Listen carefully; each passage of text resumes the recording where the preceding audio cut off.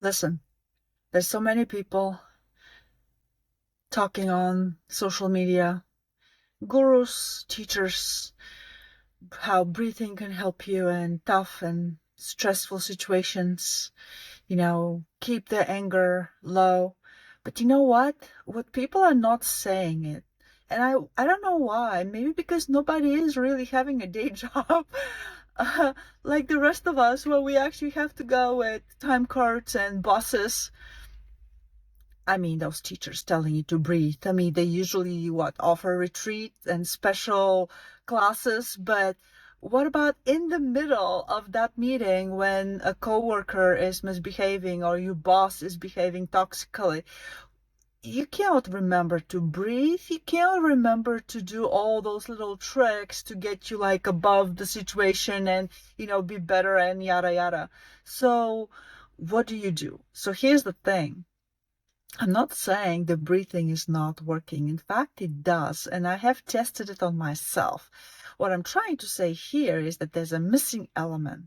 You have to treat the spiritual practice and the breathing techniques and the relaxation techniques and the meditation and the spaciousness and giving yourself some room to see with eyes of peace and not conflict. You have to treat this almost actually exactly as a sport. So if you wanted to play basketball, you're going to be practicing 3 times a week. Not when you have a competition, not when you have a game, 3 times a week.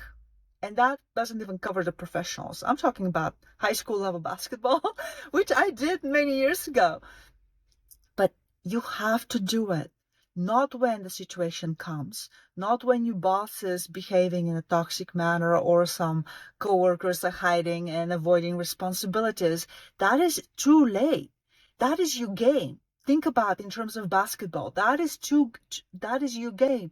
So, in order for your tools and your practice to work, and in order for you to be able to win your game, you have to practice outside the games in a controlled situation where you calm, when you are not stressed out.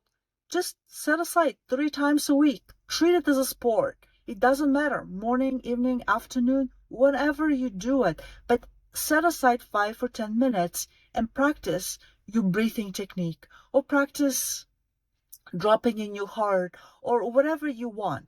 For instance, I will give you two of my own techniques that have always worked. One is breathing, and that is the box breathing. I have tried it for decades in stressful situations. But you know what? Again, in order to win your game, you have to practice outside. So would it have worked if I hadn't practiced my box breathing?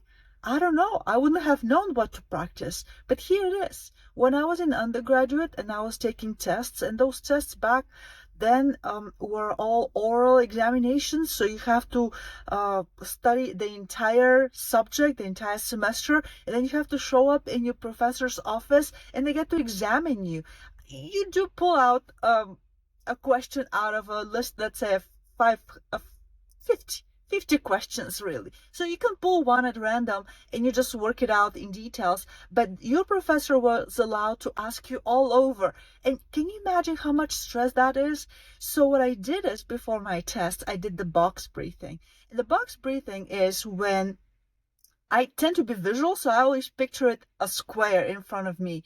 And so the square, I did it on the count of 4 because that was what was comfortable for me. You can experiment 4, 6, lower number or higher number. But what you do is you break your breathing process into 4 steps. Inhale, hold, exhale, hold. And each of those steps have to be equal number of counts. So what I did for myself was inhale on the count of 4, hold for 4, exhale on the count of 4, hold. And then I'll circle and cycle. And I remember back then I was living in the big city, riding the bus to my test. So what I did is I did it on the bus. And yes, there were people and noise, and I had to pay attention so I don't miss my stop.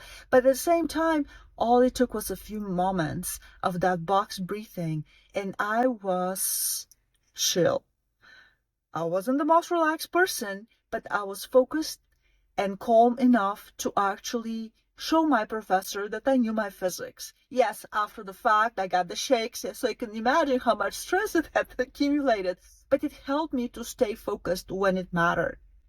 So that's the one breathing. And again, many teachers out there are saying it, and it's really good. My rant today is that you need to practice 3 times a week outside those tough, tense, and stressful situations. Because you know what? If you don't practice, you will show up for your game unprepared.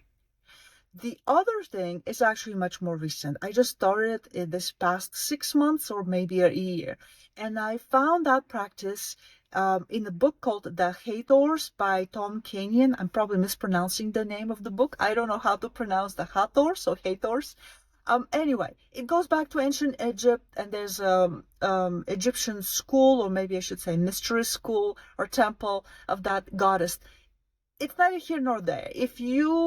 And I strongly recommend to find that book because there are many, many details there. And I actually worked again, as a sport.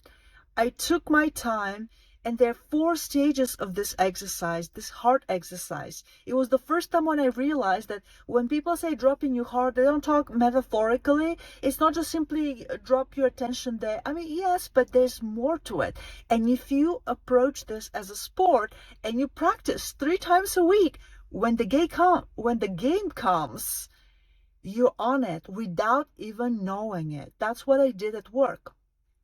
The heart exercise, the gist of it. And again, this is just a summary. I strongly recommend. This is not affiliated link or reference to anybody. I am not affiliated, and I don't get anything out of that. I just love it, and I like to share. But in the book, and you might find some resources on Tom Kenyon's website, but here's the gist of that heart exercise. You need to connect and to synchronize your breathing with your attention.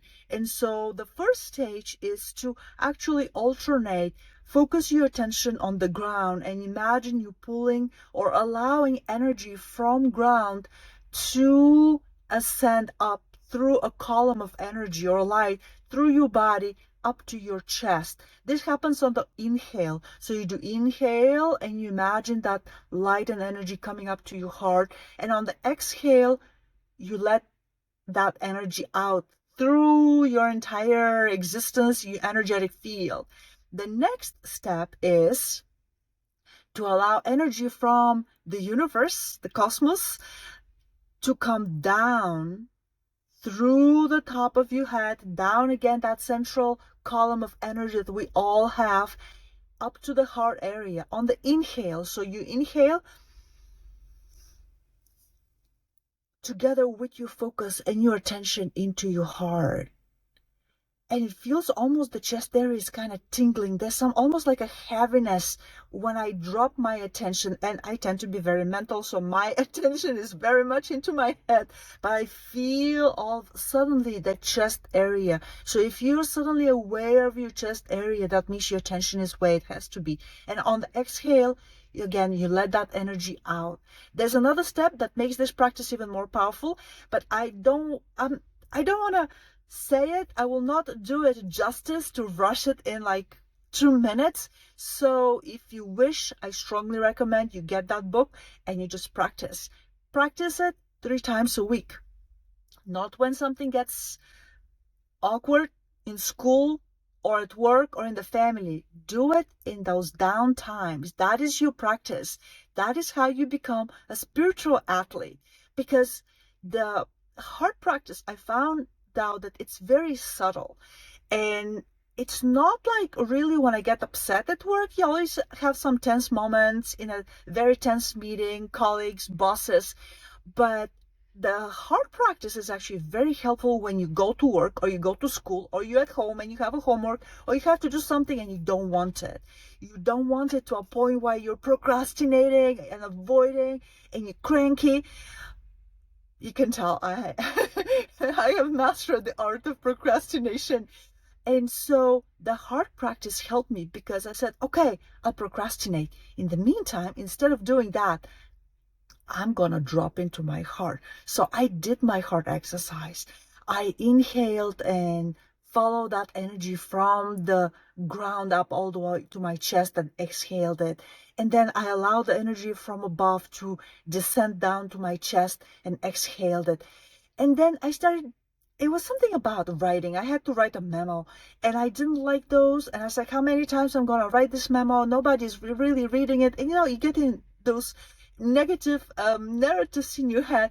And I said, I'm not going to write anything. I'm just going to do my heart practice. And I was sitting at my desk in front of my computer with a bunch of colleagues behind my back doing the heart exercise.